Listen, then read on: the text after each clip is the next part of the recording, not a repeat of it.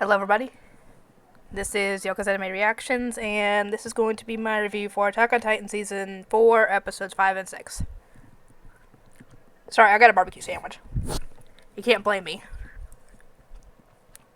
This is my dad's barbecue. My dad's crock-pot barbecue that I love. Okay, here's a video idea. If you guys want me to make a video showing how my dad makes that barbecue, including the sauce, let me know in the comment section. And if you really like the idea, like the video. If I can get to at least 20 likes, then I will make the video.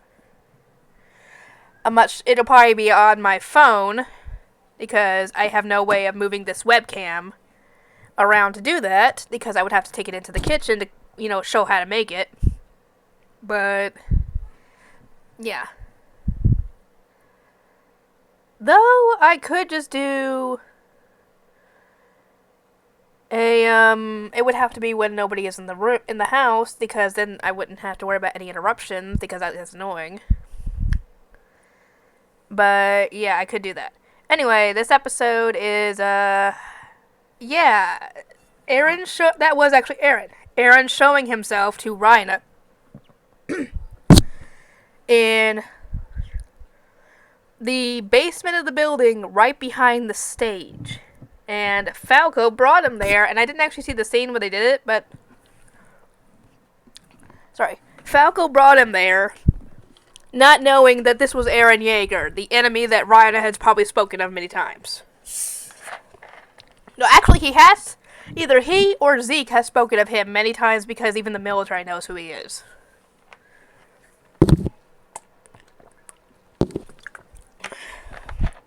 Sorry, I needed something to drink. This barbecue is a little spicy. Not too spicy to where I can't handle it, but it is spicy. Anyway, yeah, is anybody else getting the vibe that Eren's voice at this point is kind of creepy, the way he's talking to Reina? Now, he himself is probably not creepy. I'm just saying the way he's talking, his voice sounds, it definitely sounds creepy to me.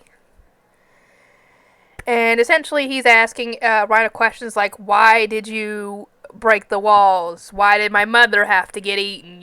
Stuff like that. And Falco is standing there listening to this whole thing. And I don't know how well he believes what Eren is saying, because he's not showing, proof. I mean, how can he show proof of, his mother being eaten? But yeah, I think his trauma, not Eren's trauma, Reina's trauma, where it got to the point where he wanted to end his life, back in episode 4, maybe? Episode 3, 4, somewhere around there? I think that started when Marcel got eaten, protecting him. I think that's when that started. And it's just spiraled down ever since, when they would fight Titans, seeing people getting eaten, seeing people getting slaughtered. It got to him. It got to him like all those other soldiers that ended up in the mental hospital due to PTSD and trauma based on the war. He's got much worse because he had it a lot longer than the others did. He's had it since they were, 12 years old? Is that around the age they went to the walls? If so, he's had it for, 12 years he's been going through that? Good lord. No, I can kind of understand how he got to that point. It was too much. Anyway, while all this is going on, the Tyra guy is giving his little play, going over what had happened with the Great Titan War. And he actually ends up revealing something that apparently it wasn't just the hero that ended up taking out the devil thing.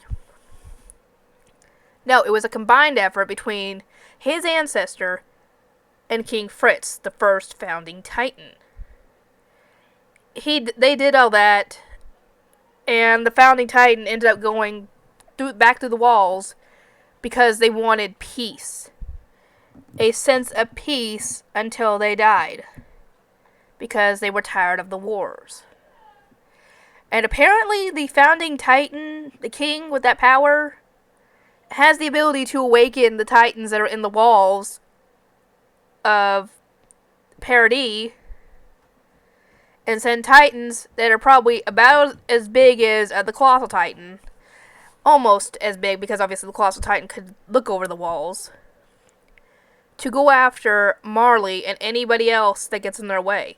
That's why, or that's part of the reason why they want to stop the people of Paradis, is to not only get the fossil fuels that are under the island, or under the city, or whatever, but also to protect their country from the possible rumblings. Now, obviously, we know that the only way that he could do anything like that, Eren, is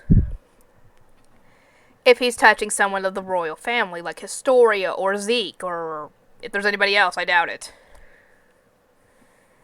But we don't even know if that's even possible. All we know is that he was able to control Titans before, when he touched Dinah as a Titan, who was of royal blood. So we still have no idea what he's fully capable of when he's doing that. Maybe we'll find out in season 4. Oh, God. Anyway, he essentially, the Tiber guy, whatever his, William Tiber, whatever his name is hyping everybody in the crowd up to try and get them to join him and take out the people of Paradis because they are the enemy. And like I've said before, they never take into account that was probably how long ago? But the people of that island aren't even the same people that caused all that. Because I think I don't even know how many, and we don't even, excuse me. Does Rhina or Zeke know that the founding Titan erased their memories? If they knew and told the military, then how can they even think that the people of Paradis are even any threat like that, because they have no memory of what happened in the past? The government has been keeping it away from them. So, they are not even that bad. They aren't even an enemy at this point. As long as you don't make them an enemy, they aren't. And it's too late on that, because they've already made enemies of them. From when they first sent the stupid Titans their way, they made an enemy of them.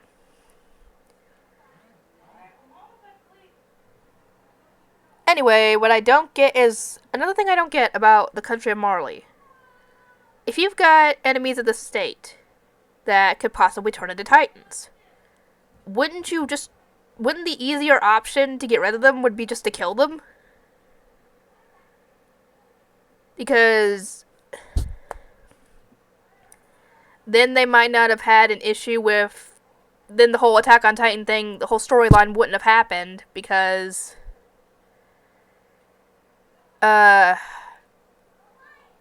actually, part of that would have probably still happened. The whole with Eren's father coming through and trying to get the founding Titan and killing off Rice's family, all that stuff would possibly still happen. But the Colossal Titan showing... Oh, actually, wait. No, the Colossal Titan and the Armor Titan showing up would have still probably happened. But the only thing that wouldn't have happened would have been all the Titans coming through and killing everybody. They wouldn't have had the Titans showing up that, you know... Anyway, the funny thing is that as he's saying this is going to be a declaration of war, Eren decides this is my time to do so, and he was talking to Rhina and got him to essentially admit that I think he admitted what he did was wrong, and that he just wants to die at this point. And when he got him to shake his hand, he activated the cut on his hand and started to transform. And thankfully, Rhino was able to get Falco to safety before that happened. But as the guy was saying, this is going to be a declaration of war, Eren pops out of the building as his Titan form. I'm like, that is just perfect timing. This is a declaration of war, but it's not the one you were thinking of. Because this is Eren's declaration of war against y'all. But that was episode 5. Episode 6 actually shows that this guy had planned that he would die. He knew that this would draw the enemy out, and he will most likely lose his life. We still have not figured out yet, up until this point, who the Warhammer Titan was. And I actually thought it was him that was the Warhammer Titan.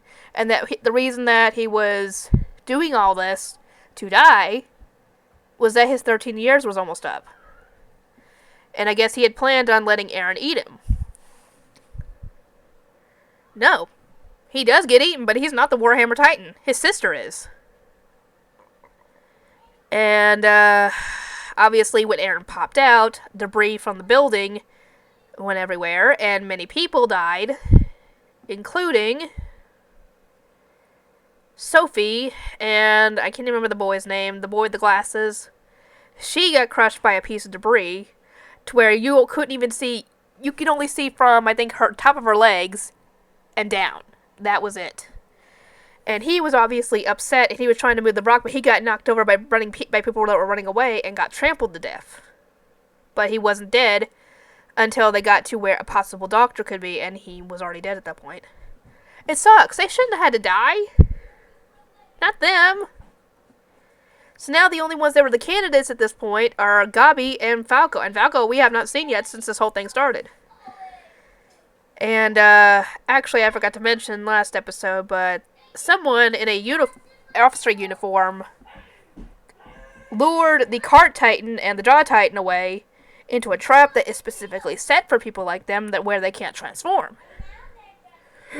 Excuse me. And I actually thought when I watched this that was Armin in the uniform, because, the blonde hair, blue eyes. I didn't think that was anybody else, because we had not seen anybody else besides Armin and Annie, who had blonde hair and blue eyes.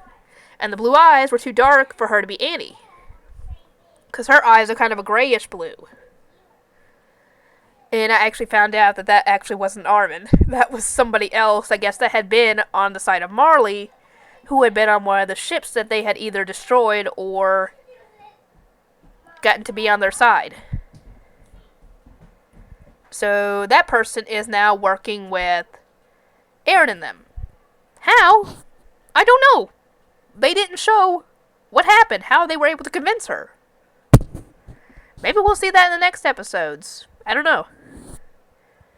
But now the Jaw Titan and the Cart Titan are now out of commission at this point, and the only Titans that could possibly do anything is the Warhammer Titan and the Beast Titan. But we actually see that Falco did survive, and like I said, Rhino protected him, but his injuries are not regenerating. And it turns out that when you're a Titan shifter, your injuries, I am sorry to talk, I cannot talk today.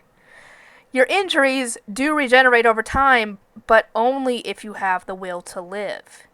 And from what we've seen of Rhino lately, he has lost the will to live, so his injuries are not regenerating.